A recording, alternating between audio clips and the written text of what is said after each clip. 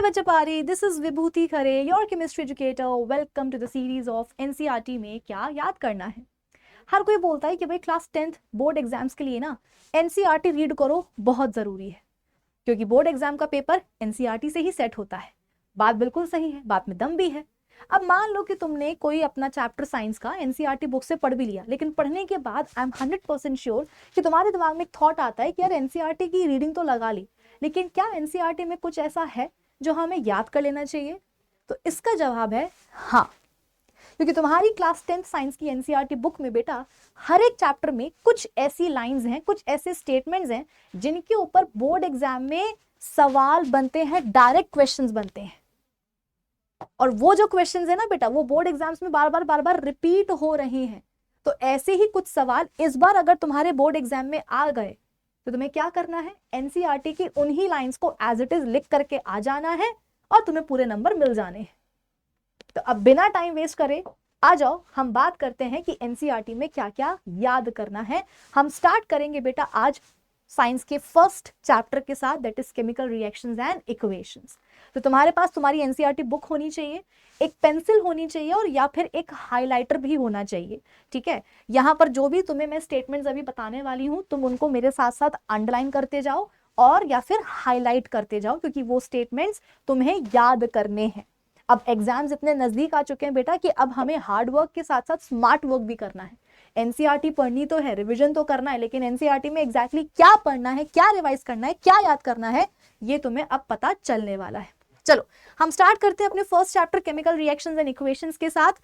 ये चैप्टर तुम खोल लो और तुम इस चैप्टर के सेकंड पेज पर आ जाओ। ठीक है, सेकंड पेज पर जो सबसे ऊपर तुम्हें पैराग्राफ दिया हुआ है, जहां पर लिखा हुआ है you must have observed that magnesium ribbon burns with a dazzling white flame and changes into white powder. This powder is magnesium oxide, it is formed due to the reaction between magnesium and oxygen present in the air. ये पूरा paragraph तुम्हें underline कर लेना है, या अगर तुम्हारे पास highlighter है तो इसको हाईलाइट कर लो, क्योंकि तुम्हें ये पूरा का पूरा paragraph as it is learn करना है। क्योंकि मैं तुम्हें दिखा देती हूं ना, पिछले सालों बोर्ड एग्जाम में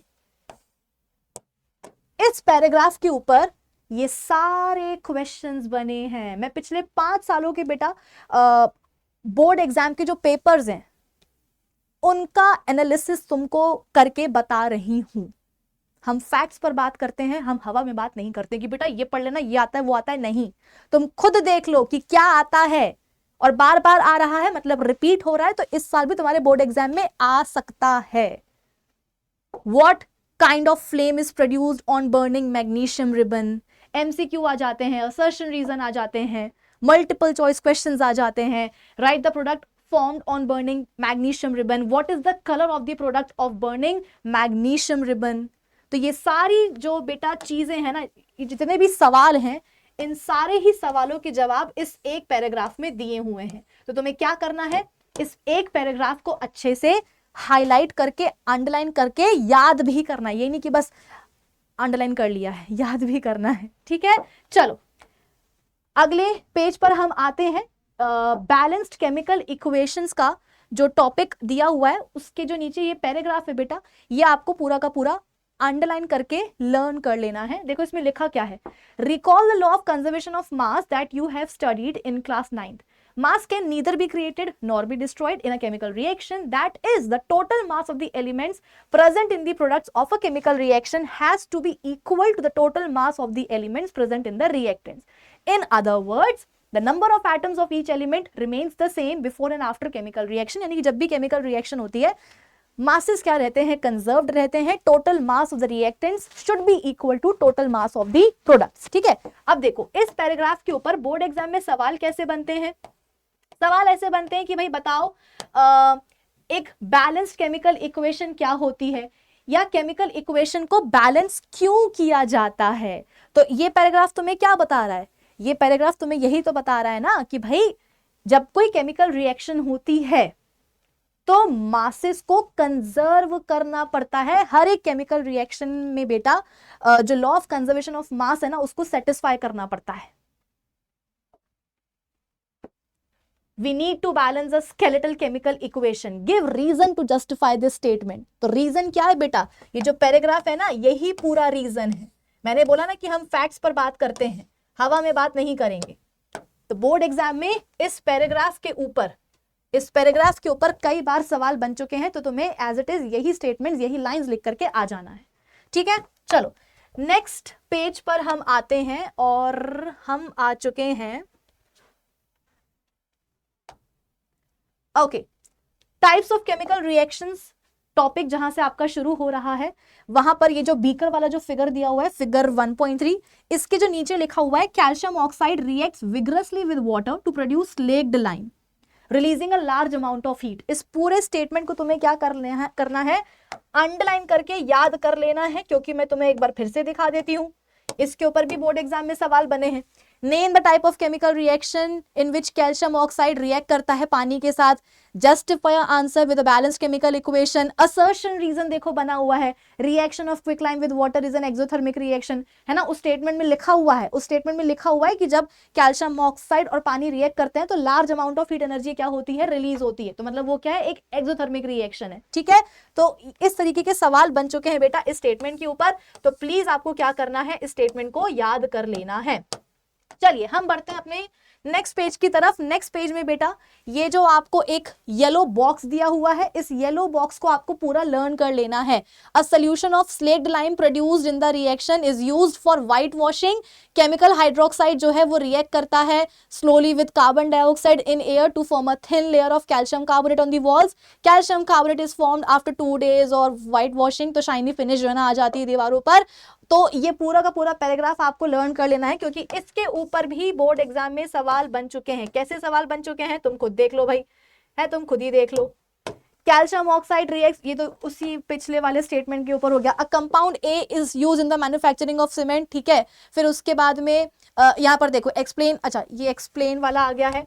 तो इस तरीके से जो है इस पूरे के पूरे बॉक्स के ऊपर भी बोर्ड एग्जाम में सवाल बन चुके हैं। तो याद कर लेना कि व्हाइट वॉशिंग के कुछ दिनों के बाद दीवारों पर सफेद चमक आ जाती है। क्यों आ जाती है, रीजन यहां लिखा हुआ है। ठीक है, नीचे आओ।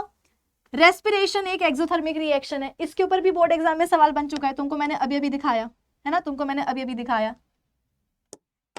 3 नंबर के लिए आया था। Explain why respiration is considered as an exothermic reaction. तो सवाल ये है और इसका जवाब एनसीईआरटी में ही दिया हुआ है। कहां दिया हुआ है, नीचे दिया हुआ है। फॉर एग्जाम्पल से राइस, पोटैटोज एंड ब्रेड जो भी अपन खाते हैं उसमें कार्ब्स होते हैं। जब बॉडी में जाएगा तो ग्लूकोज बनेगा, यही ग्लूकोज ऑक्सीजन के साथ कंबाइन होगा in the cells of our body और क्या मिलेगी, एनर्जी मिलेगी। इसको अपन बोलते हैं रेस्पिरेशन। तो ये रहा सवाल और उसके नीचे का जवाब। इसी पेज में बेटा थर्ड पॉइंट जो है, the decomposition of vegetable matter into compost, ये क्या है, एक एग्जांपल है एक्सोथर्मिक रिएक्शन का। ये वाले स्टेटमेंट को भी क्या करना है, आपको याद कर लेना है, अंडरलाइन कर लो इसको। ठीक है, चलो नेक्स्ट पेज पर हम आते हैं। डीकम्पोजिशन रिएक्शन जो टॉपिक है, इसमें यहां पर जो रिएक्शन लिखी हुई है ये लाइमस्टोन वाली, कैल्शियम कार्बोनेट वाली, इसके ऊपर देखो कैल्शियम ऑक्साइड इज लाइम या quick lime and it has many uses, one is the manufacturing of cement. Board exam में कई बार सवाल बन चुका है कि भाई एक ऐसा कंपाउंड है XYZ जो कि सीमेंट के मैन्युफैक्चर में इस्तेमाल होता है, वो कौन है, कैल्शियम ऑक्साइड। तो इन छोटे छोटे स्टेटमेंट से बेटा डायरेक्ट सवाल बनते हैं बोर्ड एग्जाम में। तो आपको क्या करना है, इन्हें जाकर के अच्छे से अंडरलाइन कर लेना है। ठीक है, चलो आगे बढ़े। नेक्स्ट पेज पर हम जाते हैं।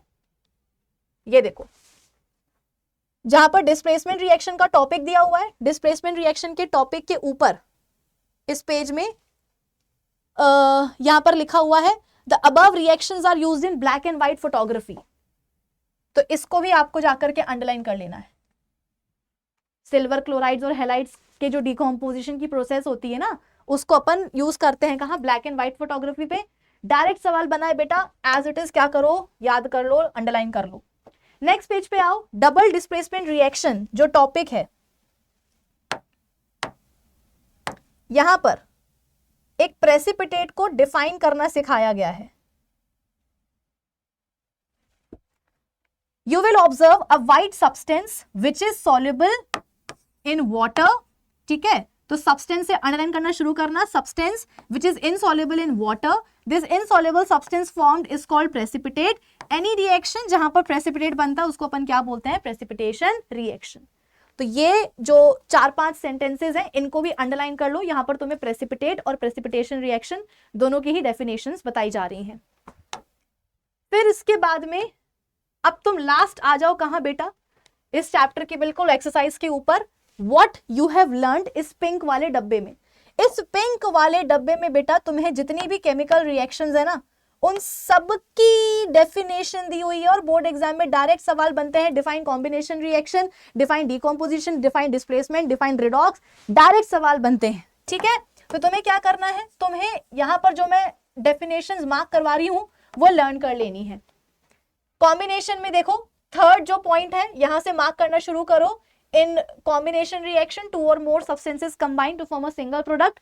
नेक्स्ट है डिकम्पोजिशन की रिएक्शन, उसको भी मार्क करो। नेक्स्ट है एक्सोथर्मिक रिएक्शन की डेफिनेशन, वो मार्क करो। नेक्स्ट है एंडोथर्मिक रिएक्शन की डेफिनेशन, फिर है डिस्प्लेसमेंट रिएक्शन की, फिर है डबल डिस्प्लेसमेंट की, और लास्ट में जो है बीच वाली छोड़ देना क्योंकि प्रेसिपिटेशन अपन ऑलरेडी मार्क कर चुके हैं। लास्ट में है रिडॉक्स रिएक्शन की डेफिनेशन, इसको भी याद करना है।